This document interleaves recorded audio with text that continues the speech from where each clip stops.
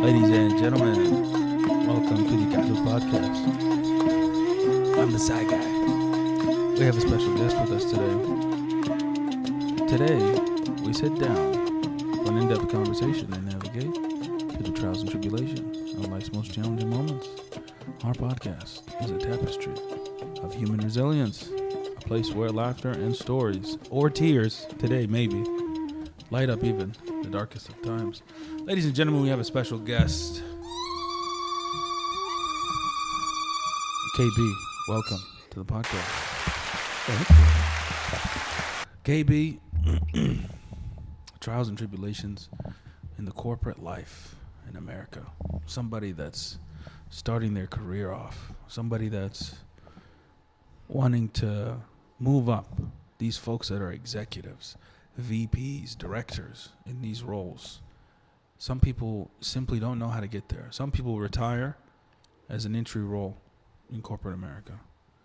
What kind of advice or what kind of trials do you want to share that you started off? I know you've had businesses after business and decided, you know what, I'm going to enter this corporate world and dominate into now, let's say you're in a pretty comfortable spot, whether it's a VP role, executive role, director role. You've been through it all. So walk us through it. What kind of trials did you have to go through? How'd you start? Where did it begin? And where has it led you up to? Man, that's a long journey. But It's a long question. I don't know. Hey, but I started my career actually in IT, believe it or not. IT? IT. That's I what? Was, What in IT? I was a supporting engineer. Okay. Helping with help desk, IT. Started in the middle of nowhere in Riyadh. I work for Compaq. Compaq. Which is, computers. Yeah, like Compaq computers. Compaq computers. I started with them. Okay. I wanted within IT, what the heck is going on with them. I was supporting the Middle East, moved to Dubai, moved to Europe, moved to the area. So it's about IT. So in Compaq, you traveled all over the world. What was the primary job? I was a technical support engineer. So internally for the company, they have 30,000 employees at the time, and they wanted, making sure their operation is working, their data center is working. And I'm dating myself. I can remember my first project that I have to collaborate on is the Y2K.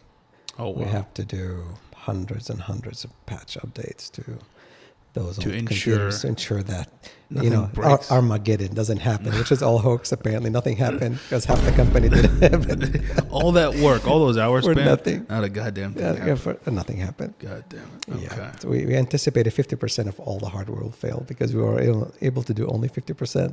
So for contingency, but nothing happened to the other 50%. Bruh.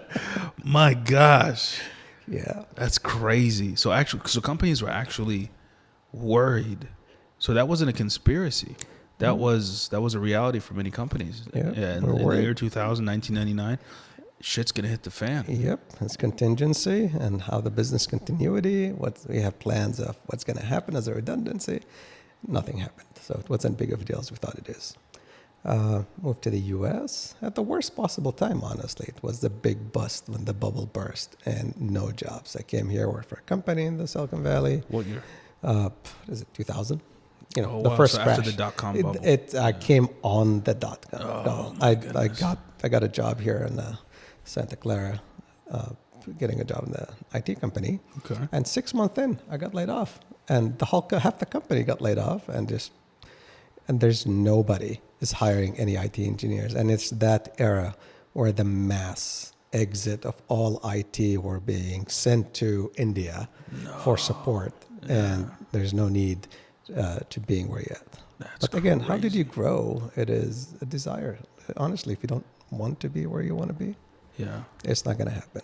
I have friends of mine who used to be with me, that's like 23 years ago, and they're still IT engineers in some company. You think it's a passion? Right. They just love it? They didn't want to leave it? No, they're just comfortable. They have no desire to be what it is. They're okay with the paycheck. And they're absolutely happy. They're interns. An intern, if their intern came in, and they're probably their bosses right now, but they're happy. This is what they want to do because there's no passion. There's no desire. They love the seniority. They love them to be the place they're in, and there's no need to move. Why not? If you're comfortable. If it ain't broke, don't fix it, as they say. Well, we have people who...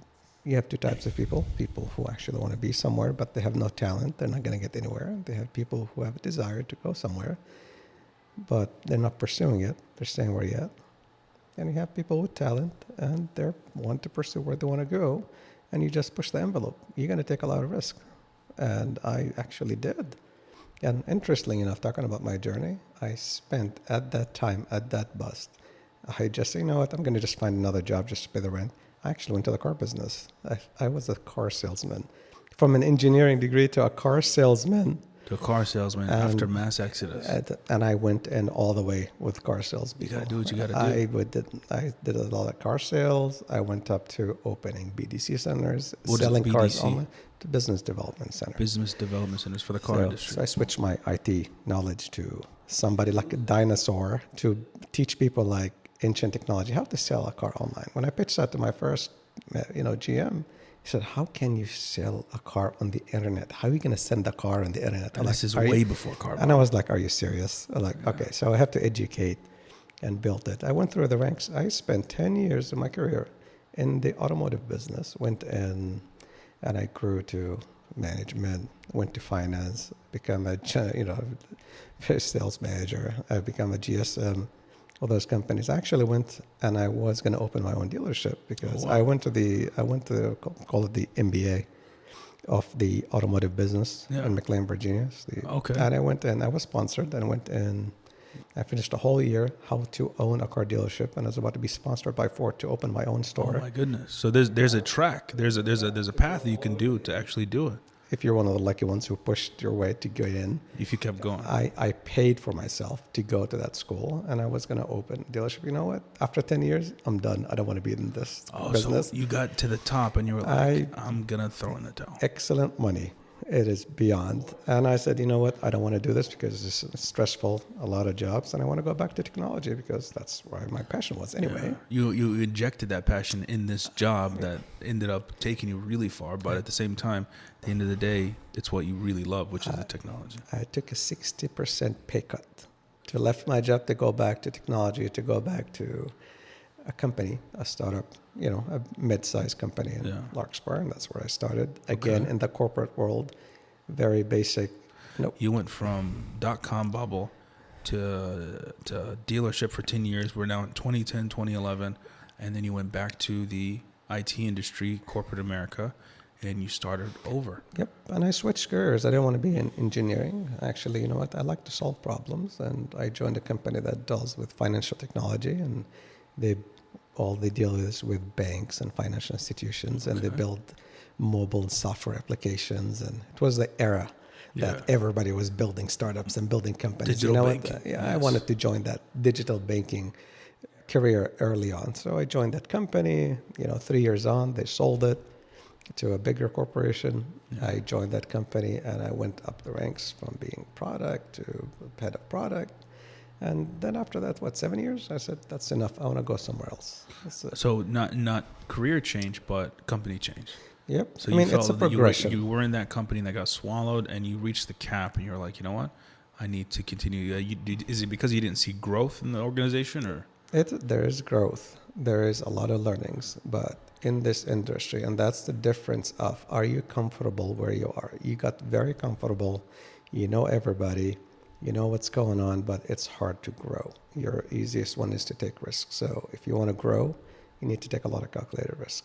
So that's why I left a stable job to go run a higher position. You didn't need to take any more risks. Everything was 1, 2, 3. Yeah, but it's just, you want to go somewhere else. I wanted to go to the banking side. I jumped in. I got a nice senior VP position at a bank, one of the largest in the U.S., and I started doing something from the different side of the business. And it's all about learning, by the way. I'm learning something new every day. And 2 years with those guys, I got another one of the biggest players, and PayPal, and I moved in with those folks and see what's going on.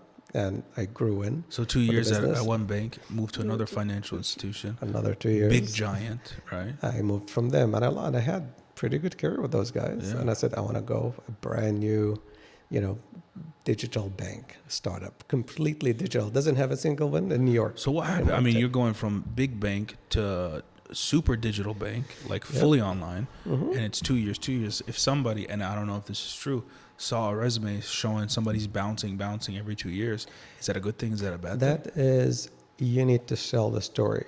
There's a reason. If I'm being where I am, let's say an IT guy or a product manager, and I'm shifting companies every 2 years, that's a bad sign. You don't want that in. My resume is the jack of all trades. I jumped companies left and right. There's no, but however, calculated risk, and you need to have an excuse for that, or you need to have reasoning. I jumped from what's called the fintech sites. We were the provider of the service from the large company. I went to the bank. The bank is a customer in this case. Yeah. You learn that side of the business. You'll learn something you haven't done before.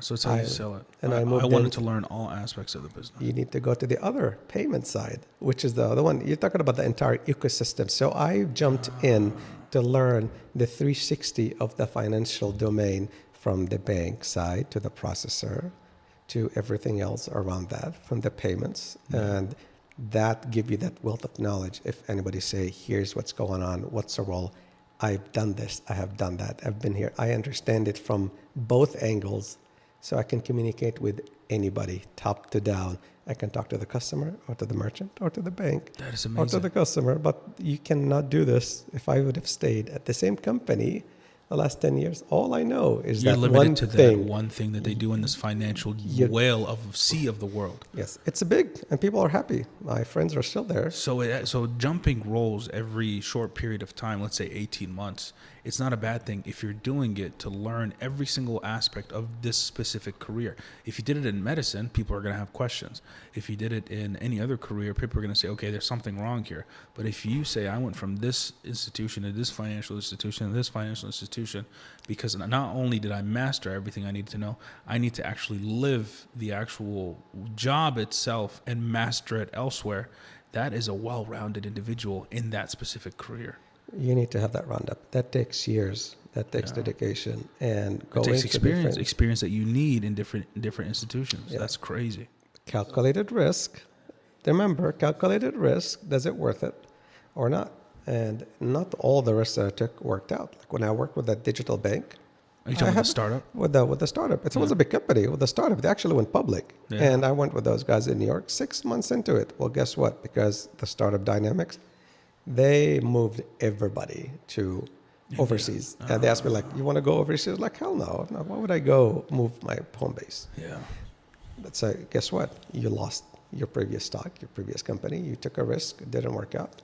But it worked out because of the experience that you have. You went someone else. So now you know how startups operate in this financial industry and the outcomes of it. You need to, because people ask, do you have a startup? In fact, a lot of the bigger companies that I work with, they're going to ask you. They would prefer if you actually have a startup experience, because you know that your entrepreneurship, you know how to push things together. You're not going to rely on 10 people to help you do your job. There you isn't can do your job $100 million yourself. budget sitting there. You need to do the same thing, you yourself, and you're going to do like different hats. And actually that pushed you to work so many hats. Going to a larger corporation, your domain is so limited, so narrow. You do your job. Your job is 1, 2, 3, and that's it. If you want to go cross the lanes at a different department, different jobs, you won't have the chance to go to the job. In fact, if you went in across that line, you might get dinged. Like, hey, don't, you're crossing lanes, stay in your lane. Going in a smaller company, you have your chance. You're going to work a lot, but you're going to learn, quadruple the amount of knowledge you're going to have. That was a great experience. That's beautiful. So now, I mean, I'm assuming you're still in a financial company or deal with the finances of a company. What would you say, and you're at this executive level, that VP level, what should people look out for? Is it because there's so many certificates online that people go for? People go for their MBA. People want to spruce up their credentials. What's the best way outside of experience that folks can look at? That's a subjective question depending on the field you're in. If you're an engineer, you probably need a degree, right? If you're looking for a product, you need to have that kind of experience. If you're new in the world, right, It's so competitive. A bachelor's degree, you're probably not going to cut it unless you're really one of those smart ones, and the companies will snatch you to be in a startup and get converted. But probably an MBA is something that gives you an edge. I got my MBA after 15 years experience in the business. To me, it wasn't really about the MBA. It won't do anything. People Your don't care. experience Nobody took care asked of that. me, Yeah. where did you go to school or what degree? They don't care if I have a PhD or a high school diploma, because that's when they look at the resume, see the experience, that's what they look for. My experience at the bottom doesn't. However, as a startup, you need to have a degree. Communication. I'm going to tell you the pitfalls. I would have been somewhere completely different. I would have been somewhere way up there if I had somebody to tell me communication, building that network, understanding how to communicate, how to have this charisma. They would have been where I am today in less than half the time. And I have people that I hired, trained, fresh out of college, they probably have, but they're excellent communicators, excellent skills. The way they build that charisma, they build that network, that will push you forward a lot. Of course, you have to do the job and you know what you're doing, but that will give you an edge that people completely underestimate, being you going somewhere else. Mastering. So what is it? I mean, there's different types of communication styles, communication skills. You're talking about it from a networking perspective. Help us understand this chunk of communication that we need to master to get through half the time in career progression. Honestly, building your network, making sure they have the great relationship, knowing what you talk. You need to read a lot, understand what's going on in the market.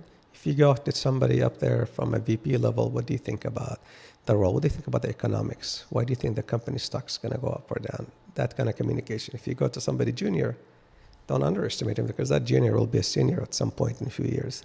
You build that relationship, knowing that what you know, knowing that interest, you have that wealth of knowledge, they will remember you, right? The people who you work with, building, they know that, hey, this guy's a great guy. In our industry, people go everywhere. And I know people, almost every company around us, so I can just ping I never went and applied. I went to my network and said, hey, what's going on? You weren't on LinkedIn and you applied.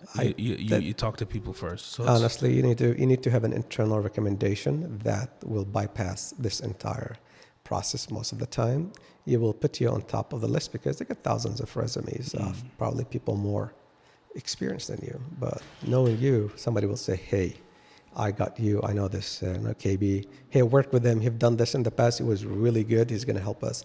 That will put you on top of a list that, that's the best referral you can ever get. But you cannot get that without building that network, showing that what you know, having that charisma and communication with those folks and building that relationship is key in all of that. And honestly, there's fires and issues and troubles in every company.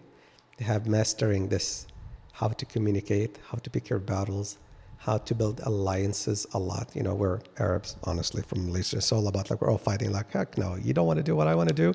We're like head to head. Can't bring your culture to work. Unfortunately, I did, because I didn't have that kind of at the beginning. So I stayed it took me a while before I catapulted where I need to be. The Arab. I was the Arab. I was a typical Arab. I was actually bringing this aggressiveness from car dealership Arab culture. Like, I'm going to force my way. I was called the hammer at work. Oh, wow. In a good and a bad way, because I was on absolutely the worst, most difficult failing project. They would select me to put me on it because, I will get it done. I will force my way to make it done. It's a good thing and a bad thing. But they will, you have a job, but they will also keep you at that role. That's something extremely bad, but they're going to get it done. You're the fixer, right? They call me the hammer. Like, they basically, this is your A-team, right? The Minutemen. Get it done, but that's it. But would you look at other folks that they're communicating, going up the ranks, and they don't know probably half the stuff that you do. Because they've communicated correctly. That and built will that take you relationship. places here a lot. It's not like you can fake it until you make it. That's probably not the case. That's going to happen in some companies, but most people will be, will find out. You don't know what you're doing. Yeah. But communication, building that network, showing value, you need to sell yourself to see how you do it. That takes you places. Selling yourself, the communication aspect, building that network, and that is, like you said, the key to thriving quickly Yep. in any, well, you're talking about the financial sector, but I think you can apply this into That works everywhere. anywhere. 80% of of your job success, 80% is communication. 20% is your skill in what you know. Mm.